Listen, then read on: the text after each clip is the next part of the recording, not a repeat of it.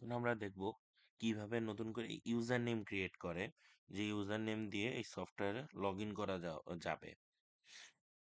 তো এটার জন্য প্রথমে আপনার এখানে অ্যাড আইটেম বলে একটা অপশন আছে। অ্যাড আইটেম অপশনে গেলে এখানে আমি 6টা অপশন দেখতে পাচ্ছি: অ্যাড ইউজার অবলিক operator, add driver, vehicle, client, product, product package type. এই অপশনগুলো দেখতে পাচ্ছি। এখান থেকে আমরা প্রি ডিফাইন্ড আপনার কিছু অপশনগুলা অ্যাড করে রেখে দিতে পারবো। যেমন হচ্ছে আপনার এর মধ্যে একটা হলো ইউজার নেম। তো ইউজার নেমে আমি প্রথমে ঢুকলাম।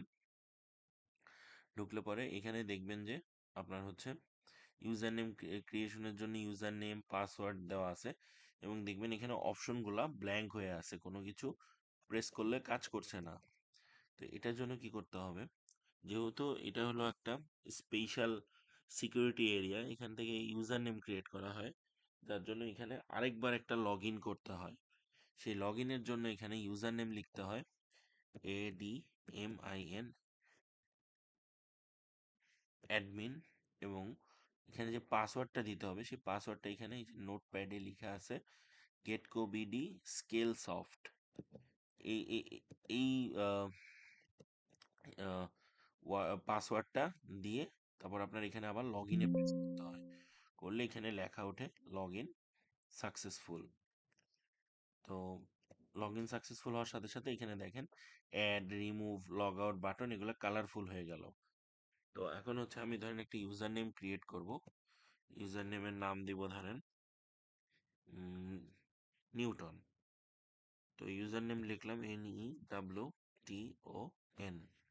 এবার পাসওয়ার্ড ধরেন দিলাম 1234 দিয়ে অ্যাডে প্রেস করলাম। করার সাথে সাথে দেখেন এই যে 4 নম্বরে নিউটন নামের একটা ইউজার নেম ক্রিয়েট হয়ে গেছে। আবার ধরেন সিমিলারলি আগে যে ইউজার নেমগুলো ক্রিয়েট করা তার যেমন তানভীর, টেস্ট, ধরেন এই যে আমি একটা ডিলিট করব, এটার জন্য এই তানভীরে প্রেস করলাম, করে রিমুভে টিপ দিলাম। দেন অপশন আসলো যে আমি এটা ডিলিট করতে চাই কিনা। ইয়েস দিলে দেখেন তানভীর নামের ইউজারটা ডিলিট হয়ে গেল। তো এভাবে হচ্ছে গিয়ে ইউজার নেম ক্রিয়েট বা রিমুভ করা যায়। এটার জন্য আপনার অ্যাডমিনে আবার লগ ইন করে নিতে হবে। এখন একবার লগ ইন করে কাজ শেষ হয়ে গেলে আমরা আবার লগ আউটে প্রেস করব। লগ আউটে প্রেস করার পর আবারই দেখেন অপশনগুলো সব চলে গেল। তো চলে যাওয়ার কারণে এখন আর আপনার ইউজার নেম ক্রিয়েট করা যাবে না। করতে হলে আবার সেম লগ ইন করতে হবে। তো এইভাবে আমরা নতুন ইউজার নেম ক্রিয়েট করতে পারি, যে ইউজার নেমগুলো দিয়ে আপনি পরবর্তীতে অপারেটর হিসেবে লগ ইন করতে পারবেন।